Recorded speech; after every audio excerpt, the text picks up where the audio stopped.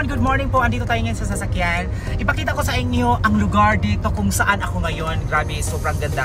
Dito po ay alas 8 pa lang ng umaga pero napakainit na po. Grabe. O ayan, nakita nyo naman ang labas, di ba? Napakaganda ng kanilang views dito. Actually guys, itong lugar na to ay napakataas. Bundok kasi ito, pero hindi siya masyadong mainit.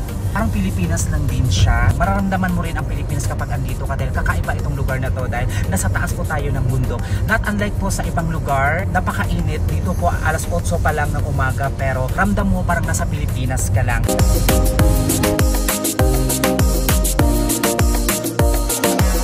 Kita nyo ang labas guys, napakalinis ang kanilang daan, napakaluwag, walang traffic.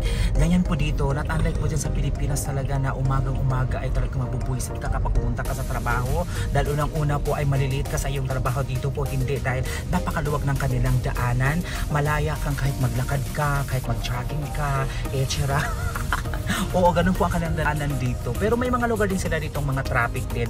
Like yung mga talagang sa city na talaga. Dito kasi guys is nasa probinsya po tayo. Probinsya po na kung saan na parang tinatawag na Baguio dahil napakaganda ng kanilang weather dito. Maraming salamat po. Please share our video. Thank you so much. Mag-ingat kayo. Abangan natin mga pa-challenge. Good luck and thank you. Bye!